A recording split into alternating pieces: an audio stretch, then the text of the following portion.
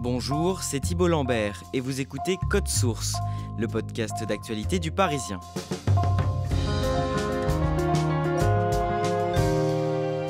Elle a passé 4 années dans le désert au Sahel, détenue par des djihadistes affiliés à Al-Qaïda. Sophie Petronin, ancienne otage franco-suisse libérée l'an dernier, est revenue dans l'actualité au début du mois de novembre. L'humanitaire de 75 ans est retournée vivre au Mali, là où elle avait été enlevée en 2016. Son geste a provoqué la colère des autorités françaises et donné lieu à de nombreux commentaires indignés. Dans Code Source, on a voulu vous raconter, au-delà de la polémique, le parcours de Sophie Petronin. Nous recevons Anthony Fouchard, journaliste indépendant, auteur du livre « Il suffit d'un espoir ». Il s'est longuement entretenu avec elle à sa libération.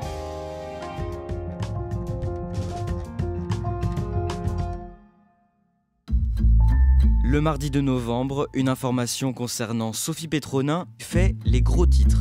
Sophie Petronin, l'ex-otage qu'Emmanuel Macron était venu accueillir à Villacoublay il y a 2 ans, eh bien on l'a appris, elle est repartie au Mali depuis 8 mois. Elle vit à Bamako depuis le mois de mars. La direction de la gendarmerie malienne vient juste d'ordonner de la rechercher très activement. Anthony Fouchard, le porte-parole du gouvernement français, Gabriel Attal, s'exprime le lendemain à l'issue du Conseil des ministres. Que dit-il ? Il décrit en substance un comportement qu'il qualifie, lui, d'irresponsable, et puis il fait une liaison qui a été reprise par toute une partie de la droite et de l'extrême droite en liant les pertes françaises au Sahel à la décision de Sophie Petronin, c'est-à-dire en la rendant à demi-mot responsable de ces morts-là. Il y a une forme d'irresponsabilité vis-à-vis de sa sécurité à elle, mais aussi vis-à-vis de la sécurité de nos militaires. Je rappelle que lorsque nous avons des ressortissants qui sont pris en otage à l'étranger, ce sont nos militaires qui vont les secourir au péril de leur vie. Voilà sa déclaration assez succincte sur ces 2 thèmes-là. La nouvelle entraîne un torrent de commentaires négatifs sur les réseaux sociaux. Un flot de haine, de racisme, de sexisme, beaucoup d'incompréhension aussi de pourquoi, après avoir été otage autant d'années dans le désert, Sophie décide d'y retourner. La principale nuance à souligner, c'est qu'elle ne retourne pas dans le désert, mais à Bamako, qui est une capitale sahélienne où des centaines d'expatriés, qu'ils soient français ou d'autres nationalités d'ailleurs, continuent de vivre tout à fait normalement. Pour comprendre cette polémique, Anthony Fouchard, vous allez nous raconter le parcours de Sophie Petronin. Elle naît le 7 juillet 1945 à Bordeaux. Elle grandit dans quel milieu ? Dans un milieu plutôt aisé, mais Sophie, elle est toujours restée très discrète sur ses origines, et elle a d'ailleurs choisi très vite de s'en écarter et de se tourner dans la première partie de sa vie, déjà vers l'étranger et notamment vers l'humanitaire, puisque c'est là-dedans qu'elle a commencé au tout début. Dans les années 60, elle part un temps en mission humanitaire au Cambodge. Sophie Petronin, de retour en France, commence à travailler comme laborantine et nutritionniste. Puis elle rencontre son mari, Jean-Pierre, avec qui elle a 2 enfants. Elle fabrique et conçoit avec son mari des parfums. Et donc c'était celle qui était chargée de les humer, de les respirer et de faire en sorte que les fragrances, les odeurs soient harmonieuses. Donc ça, c'est une grande partie de sa vie.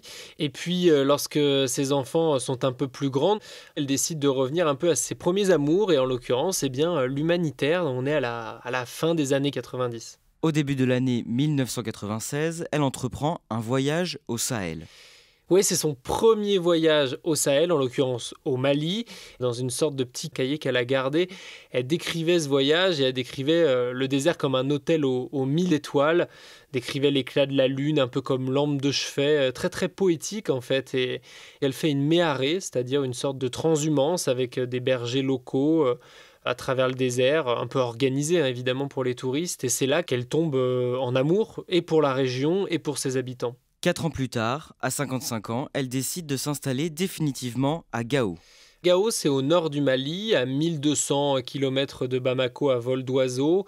Autant vous dire plusieurs jours de route quand on a l'ambition de faire le trajet par voiture. C'est vraiment le désert, c'est-à-dire que si on s'éloigne un petit peu du centre-ville, c'est le sable qui mange et qui ronge presque les maisons. Il fait extrêmement chaud.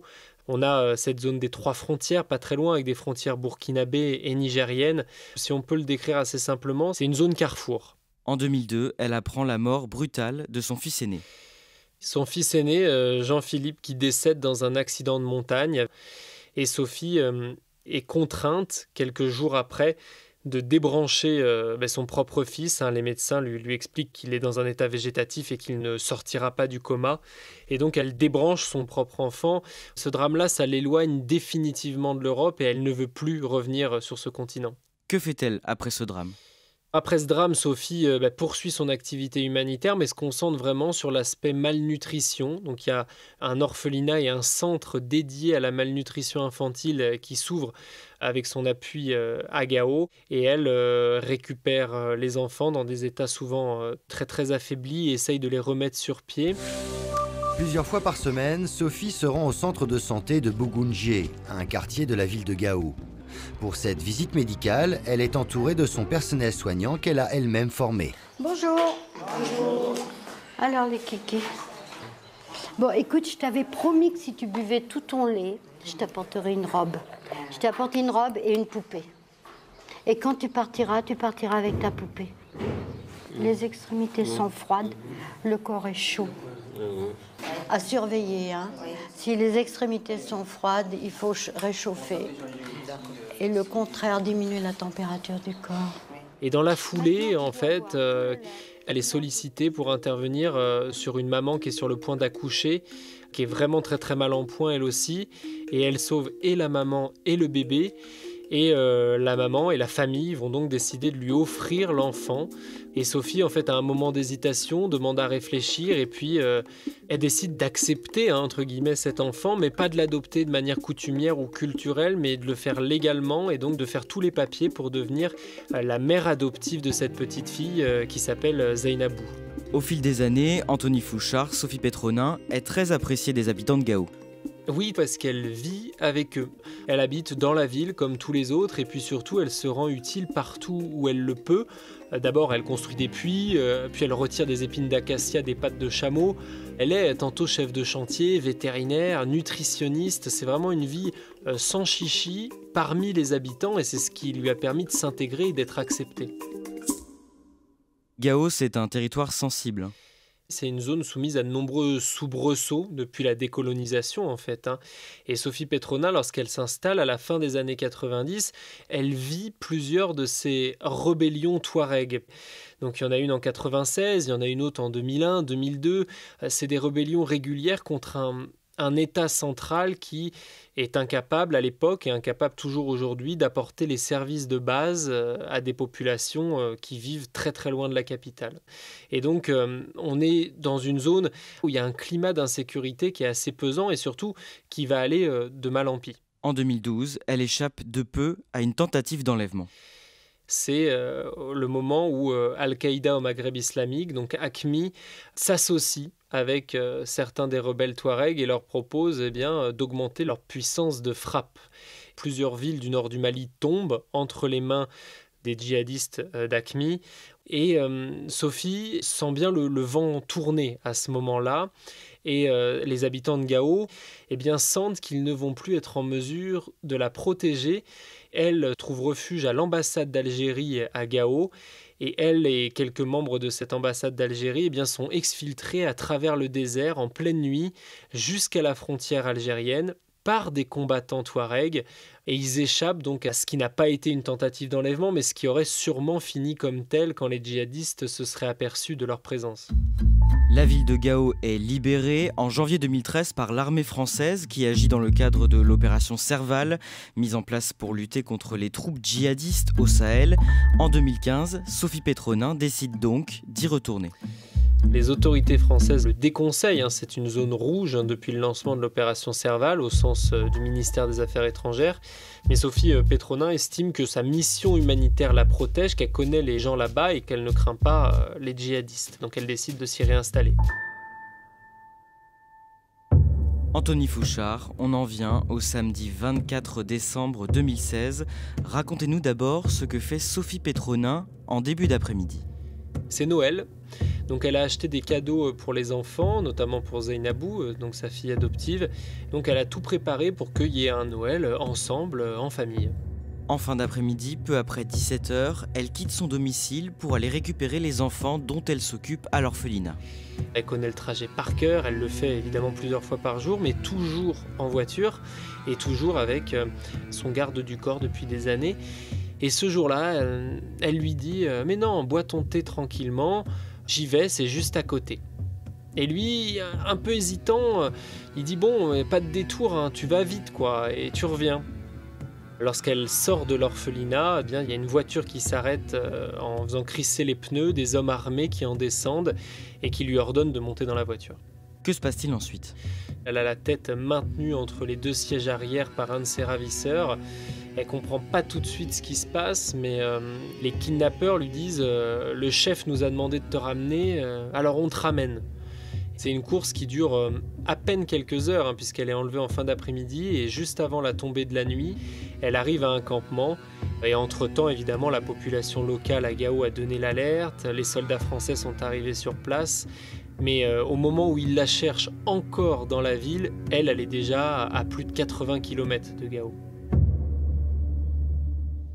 Plusieurs mois plus tard, à l'été 2017, alors qu'on n'a aucune nouvelle de Sophie Petronin, elle apparaît dans une courte vidéo diffusée par ses ravisseurs. Le jour où elle est diffusée, le 1er juillet 2017, c'est aussi le jour où Emmanuel Macron arrive au Mali, à Bamako, pour lancer officiellement ce qu'on appelle désormais la force du G5 Sahel. C'est une force composée des armées sahéliennes, donc de la sous-région, pour lutter contre le terrorisme. Et donc, il diffuse cette vidéo quelques heures avant que Emmanuel Macron mette le pied sur le territoire, après des mois de silence. Mais il n'y a pas que Sophie Petronin dans cette vidéo, il y a tous les otages occidentaux. Donc c'est vraiment un coup de force de ce groupe qu'on appelle le GSIM, le groupe de soutien à l'islam et aux musulmans. C'est une coalition de tous les groupes djihadistes au Sahel qui ont tous prêté serment à Al-Qaïda, au Maghreb islamique, et qui se sont fédérés en 2017. Elle est comment dans cette vidéo ? Alors elle apparaît avec un visage très très terne et surtout très creusé, une sorte de châle vert autour de son visage et de ses cheveux. Et tous les otages disent globalement la même chose, ils en appellent à leur gouvernement. Elle se présente, elle dit où elle a été enlevée et elle demande aux autorités de venir à son secours. À l'été 2017, vous rencontrez Sébastien Chadeau Petronin, le fils cadet de Sophie Petronin. Qu'est-ce qu'il vous dit pendant cette rencontre ? Il sort d'un rendez-vous à la DGSI, donc la Direction Générale de la Sécurité Intérieure en France, les services français. Et moi, je lui ai transmis cette vidéo de sa maman. Je lui ai aussi appris par la même occasion que sa mère était vivante et que sa mère était détenue. Et personne ne lui avait transmis cette vidéo. J'étais un des premiers, si ce n'est le premier, à la recevoir. Donc voilà, notre première rencontre, elle est assez sobre. Et puis ensuite, notre relation s'est développée au fil des années. Comment est Sébastien Chadeau Petronin ? Il a cette tête un peu bourrue, cette tête de montagnard avec des grosses mains, des grosses paluches là qui ont été dans la montagne. On pourrait prendre pour quelqu'un qui n'a pas saisi les enjeux. Alors que quand on commence à discuter avec lui, on se rend compte que non seulement il est très au fait des enjeux et que surtout il les a peut-être mieux intégrés que beaucoup d'autres personnes. Quelqu'un de réfléchi, de stratège, de profondément loyal, en l'occurrence vis-à-vis de sa mère. Il ne s'est jamais départi de ses promesses à son encontre. C'est un peu comme ça que je le décrirais. Dans les années qui suivent, son fils, qui œuvre étroitement avec le ministère des Affaires étrangères pour tenter de faire libérer sa mère, agace de plus en plus les autorités françaises. Pour la première fois dans une affaire d'otage, les autorités françaises vont déléguer la gestion au fils de l'otage, en l'occurrence à Sébastien. Pour être très concret, Sébastien va bénéficier de billets d'avion, de logements dans les ambassades, de mise en contact avec des services diplomatiques à l'étranger, tout ça grâce au service du ministère des Affaires étrangères français. Et là où ça change, c'est quand Sébastien parvient à ses fins. Et en 2018, il apporte sur la table, à la fin de l'année, une demande de rançon qui émane d'une personnalité malienne très très connue et reconnue pour sa capacité à dialoguer avec les groupes djihadistes. Et cette personne lui annonce une somme, un peu moins de 500 000 euros, pour libérer Sophie. Et lorsque les autorités françaises l'apprennent, eh bien, ils décident de ne pas donner suite Et là, c'est le début d'une incompréhension. Sébastien poursuit, mais dans son coin. À partir de ce moment-là, Sébastien Pétronin va commencer à beaucoup parler dans les médias. Et à chaque fois que sa mère apparaît dans une vidéo, les djihadistes la mettent en scène en écoutant des interviews de Sébastien qu'il a accordées à différents médias. Donc il a compris qu'en parlant dans les médias, sa mère l'entendait et c'est pour ça qu'il le fait autant. Je voudrais dire à ma petite maman que je fais tout ce que je peux, mais ce que je peux garantir et ce que je peux te promettre, ma petite maman, c'est que je ne t'abandonnerai jamais et je ne renoncerai pas. On en vient à l'été 2020, Anthony Fouchard, le 18 août, une junte militaire réalise un coup d'État au Mali. Ce putsch a des conséquences sur la captivité de Sophie Pétronin.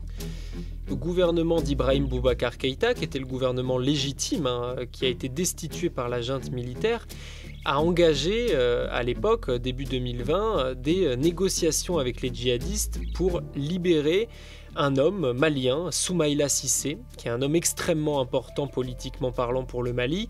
Et quand la junte militaire prend le pouvoir, eh bien, au lieu de tout arrêter, elle laisse les intermédiaires en place et elle les laisse continuer de mener les négociations.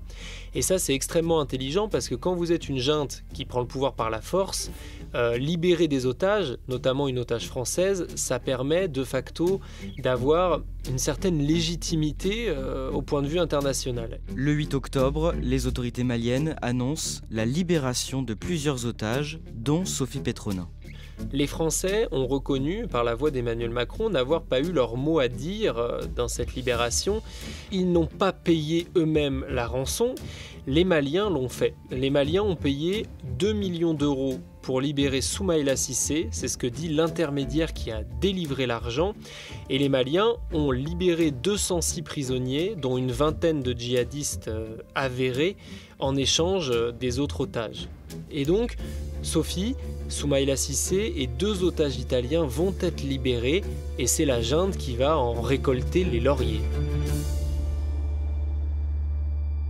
Sophie Pétronin, bonjour. Bonjour Serge. Avant de monter dans l'avion qui doit la reconduire vers la France, Sophie Pétronin accorde une première interview à un journaliste de RFI, Serge Daniel. Quels sont ses premiers mots sur sa détention ? Elle lui confie de la manière la plus badine ou anodine possible que, elle a fait de cette détention une retraite spirituelle. J'ai transformé la détention, si on peut dire, en retraite spirituelle. Comme ça se passe mieux. J'étais dans l'acceptation de ce qui m'arrivait et je n'ai pas résisté. Qu'elle a préféré accepter sa condition plutôt que de se battre jour après jour contre sa situation. Et c'est ça ses premiers mots, c'est une prise de recul assez déconcertante. Elle évoque aussi ses ravisseurs. Elle évoque les ravisseurs et surtout, elle refuse de les appeler djihadistes. Avant de donner une question, un mot sur vos geôliers. Sur mes geôliers ? Oui. Les ravisseurs. Oui, appelez-les comme vous voulez. Moi, je dirais que ce sont des groupes d'opposition armée au régime. Il y a eu celle de 90. En 96, ils ont signé des accords de paix. Si nous voulons la paix réellement au Mali, il faut que chacun respecte son engagement. C'est pas des djihadistes, vos ravisseurs ? Pourquoi vous les appelez djihadistes ? Parce qu'ils font le djihad. Vous savez ce que ça veut dire en français ? Oui. Djihad, c'est guerre. Mais ils ont revendiqué, ils ont demandé la libération de djihadistes dans des prisonniers avant de vous libérer. De leurs militaires, oui. Mais si vous avez un groupe de militaires d'armée de guerre et qu'il y a des militaires qui se font prendre, vous allez tout faire pour les faire libérer. Que vous soyez l'armée française, l'armée congolaise ou l'armée malienne ou l'armée américaine, ils vont tout faire pour les faire libérer. Et ça a fait polémique lorsqu'elle est sortie. Sophie, elle a vécu les rébellions Touareg. Et les hommes qui prennent les armes en 96, en 2000, en 2002, puis en 2012, ce sont les mêmes. Donc elle les a connus en tant que rebelles Touareg, donc en tant que groupe d'opposition armée, et elle n'a pas bien compris que les gens qui l'ont enlevé, eh bien à l'époque ne s'étaient pas fédérés sous cette nouvelle bannière d'Al-Qaïda. Le GSIM n'existait pas lorsque Sophie a été enlevée. Il a été créé après son enlèvement, et donc elle explique ça avec des mots d'une vieille dame de 75 ans et qui lui ont été très vivement reprochés. Elle fait le voyage dans un Falcon médicalisé qui atterrit le matin du 8 octobre sur la base aérienne de Villacoublay dans les Yvelines. Décrivez-nous son arrivée sur le tarmac. C'était assez étonnant, encore une fois, parce que Sophie est toute petite. Et elle sort de cet avion un peu hébétée. Où est-ce qu'elle est ? Elle comprend pas très bien. Et puis il y a Emmanuel Macron qui l'attend en bas, qui mesure une bonne trentaine de centimètres de plus qu'elle. Donc la scène, en tout cas les photos, les vidéos, sont assez étonnantes. Et immédiatement, elle retrouve sa famille. Il y a Sébastien et les 3 petits-fils de Sophie, donc les fils de Sébastien. C'est des retrouvailles extrêmement émouvantes. Sébastien, qu'on a connu si dur et si ferme, là il se met à pleurer devant tout le monde et il retrouve sa mère en fait, tout simplement. Maman ! Maman ! Sophie Petronin, merci d'être avec nous. Quelques minutes plus tard, Sophie et son fils Sébastien accordent une interview en duplex à TV5 Monde. Anthony Fouchard, vous faites partie des journalistes en plateau qui lui posent des questions. L'un de vos confrères lui demande si elle compte retourner au Mali. Elle répond oui, parce que sa vie est là-bas, son engagement est là-bas, et c'est d'ailleurs un mot qu'elle dit. Quand vous prenez un engagement dans la vie, quel qu'il soit, allez au bout de votre engagement, sinon vous aurez perdu votre raison d'être sur cette terre. Et là, ce qu'elle évoque, c'est sa fille, parce que sa fille adoptive, ça fait 4 ans qu'elle ne l'a pas vue, et elle n'a pas pu la voir à Bamako. Elle a été ramenée directement en France, et elle n'a qu'une idée en tête, finalement, c'est de la retrouver. Comment réagit son fils à ses côtés ? Il apprend en même temps que tout le monde que sa mère veut retourner au Mali, et il est à la fois pas surpris, et à la fois un peu mal à l'aise.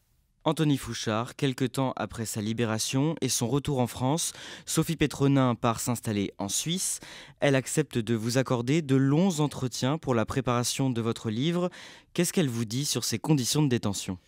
Elle les décrit comme relativement humaines, c'est-à-dire qu'elle ne va pas s'attarder sur les difficultés. Elle est très pudique et moi, il me faut presque plusieurs semaines pour réussir à percer cette carapace et à essayer de raconter la vraie Sophie. Elle vous raconte pourquoi elle s'est convertie à l'islam au cours de sa captivité.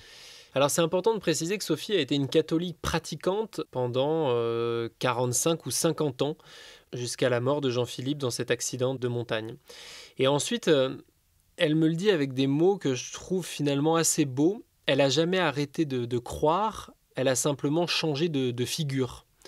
C'est-à-dire que le premier Dieu, il lui a retiré son fils. Le deuxième, celui qu'elle a rencontré quand elle a choisi d'aller vivre au Mali, donc dans un pays majoritairement musulman, lorsqu'elle adopte cette petite fille née de parents musulmans, eh bien, elle se dit, écoute, j'ai essayé de croire une première partie de ma vie, je vais continuer de croire. C'est simplement que je crois en quelque chose de différent.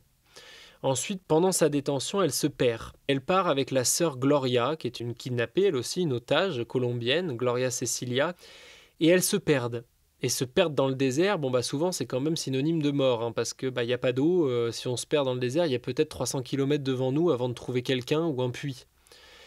Les djihadistes suivent leurs traces, les retrouvent, et Sophie et Gloria prennent ça un peu pour un signe de Dieu, et elles l'expliquent je me suis convertie. Et elle le résume aussi simplement que ça.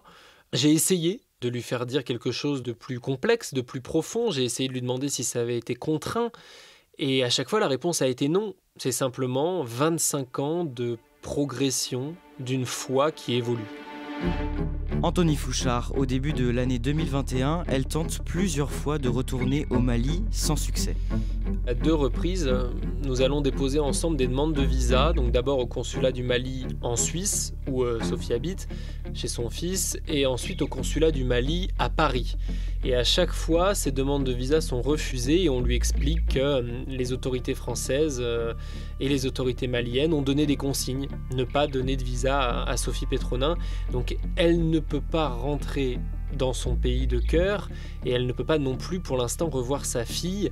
En mars 2021, 5 mois après sa libération, elle trouve que le temps est trop long et elle décide de partir. Et ils élaborent ensemble un plan avec son fils, un plan qui implique de traverser plusieurs frontières. Ce plan implique de faire un Genève-Dakar pour aller en vacances au Sénégal. Et donc ils prennent des bus et des taxis-motos pour rallier Dakar à Bamako, pour passer inaperçu et ensuite retrouver à la fois sa fille et à la fois cette capitale qu'elle aime tant. Est-ce que ce voyage est connu des autorités françaises et maliennes à ce moment-là ? Déjà, il est connu des autorités suisses, parce que lorsqu'ils franchissent le portique de sécurité à Genève, Sophie, elle est toujours sur la liste des personnes recherchées et disparues. C'est une base internationale de personnes, et elle a été enlevée par un groupe djihadiste en plus, donc son passeport bip. Ensuite, ils arrivent au Sénégal, où là, ils passent à peu près entre les mailles du filet, et à la frontière malienne, ils sont reconnus par les douaniers. Les autorités françaises, elles, la prennent un petit peu tardivement, quelques jours après, mais effectivement sont au courant très rapidement de la présence de Sophie dès le mois de mars 2021 à Bamako.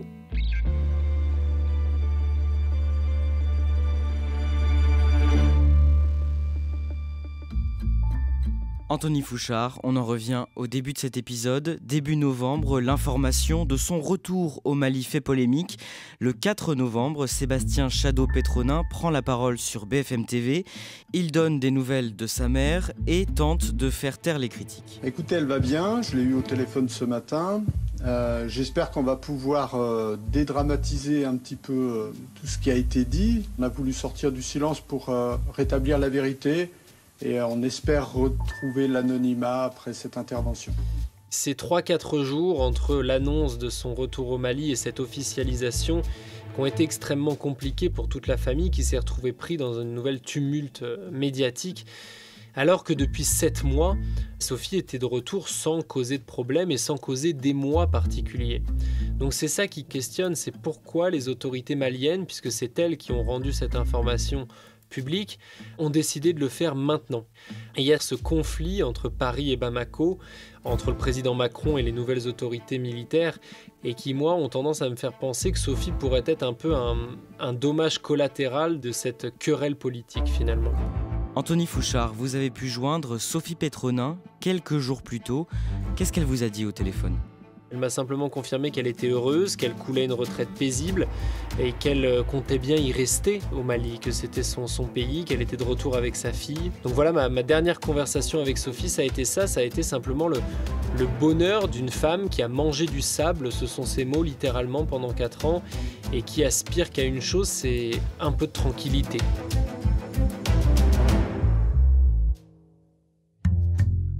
Merci Anthony Fouchard, je renvoie tous nos auditeurs à votre livre enquête pour en découvrir beaucoup plus sur Sophie Petronin, son parcours, sa captivité, sa libération. Ça s'appelle « Il suffit d'un espoir » aux éditions Les Arènes. Code Source est le podcast quotidien du Parisien, il est disponible sur toutes les plateformes audio. Cet épisode a été produit par Raphaël Pueyo, Clara Garnier-Amouroux et Sarah Amni. Réalisation Julien Moncouquiol. Si vous aimez Code Source, n'oubliez pas de vous abonner, de nous laisser des petites étoiles ou un commentaire sur votre application préférée. Vous pouvez aussi nous écrire codesource@leparisien.fr.